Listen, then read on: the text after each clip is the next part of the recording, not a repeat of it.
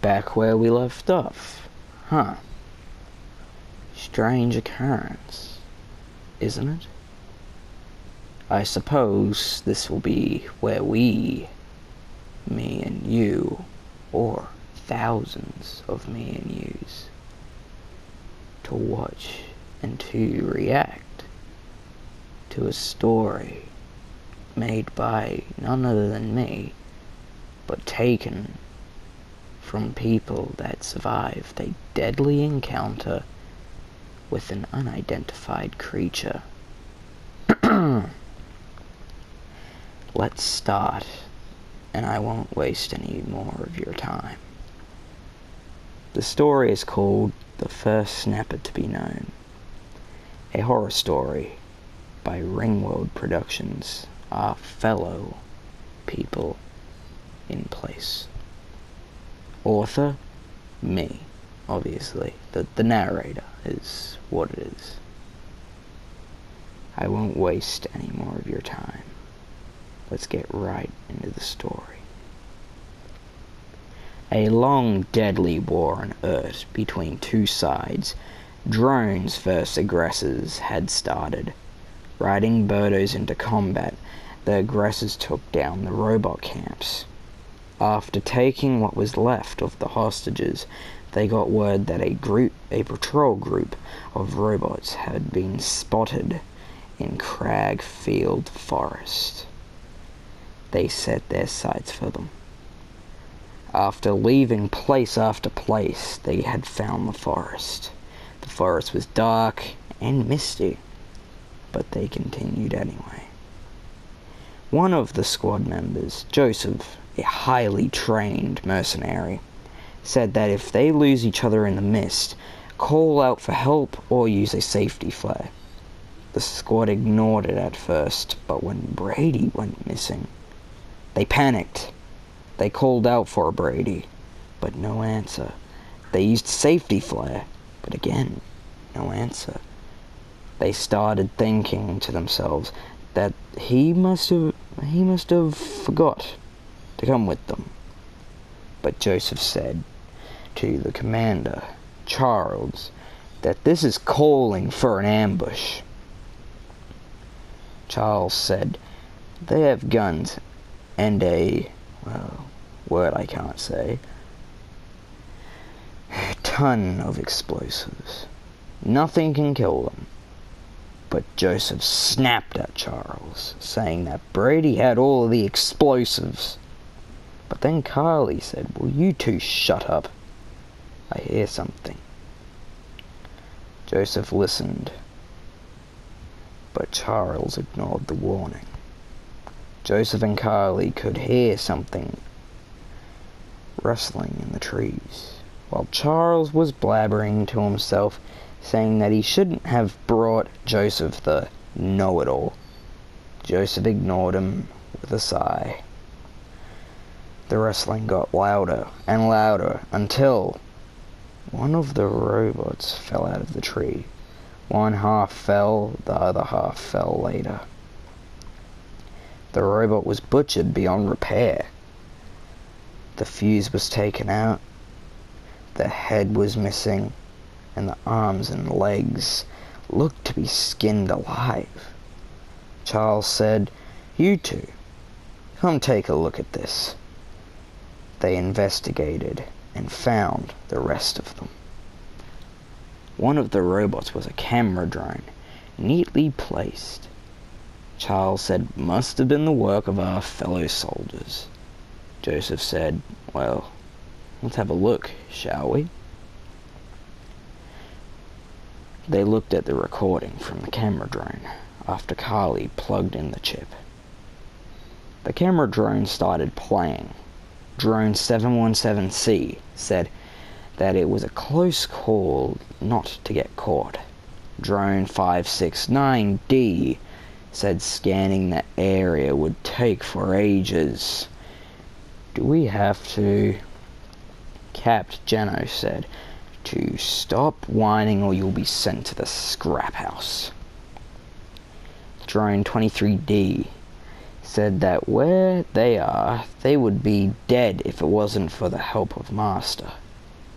569D said, "Oh, you mean the guy who created us for war? You mean the guy who betrayed us?" Cap Geno snapped at 569D. Said that he was our father. Do not disrespect him in vain. Drone 953 said, "Do you hear that? It sounds like giggling." Cap Geno said, "Shut up!" Carly said behind the recording, "They are in the same place we found them." Charles said, "Shush, this is getting to the good part." Cap Geno said, "Alright, we're going to go back to base. Let's head back." Crack! The camera drone looked around only to be hit by the head of Cap Geno.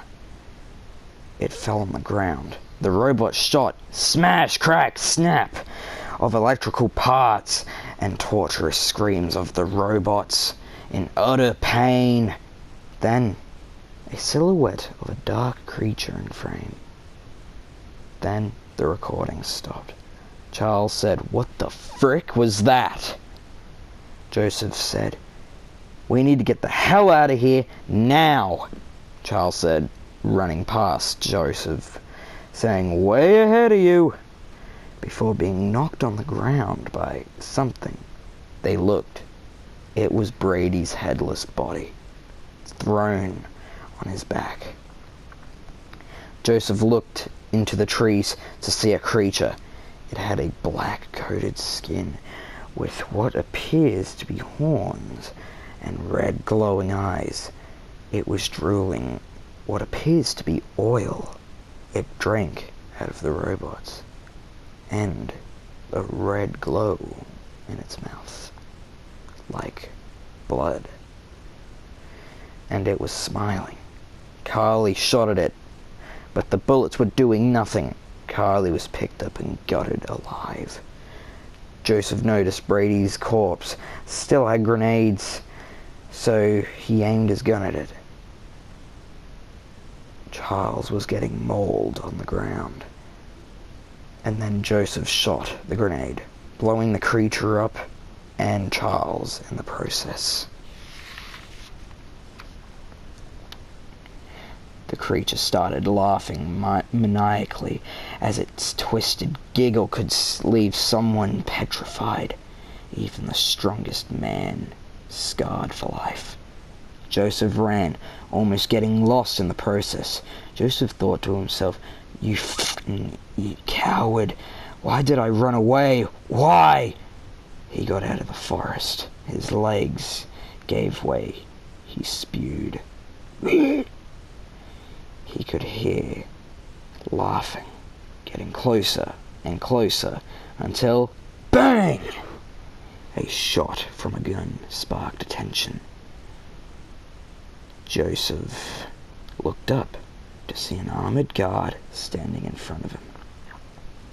The guard said, "Calling all troopers. This is the aggressor. Or, this is a Kruger. 795J. We have an NH on the prowl, calling for immediate evac. And call for foxtails. Over." Joseph said, "What was that thing?" The guard said, "It was probably better not for you to know." Joseph said, "You kidding me?" The guard says, "Fine. It's called the Night Howler, okay?"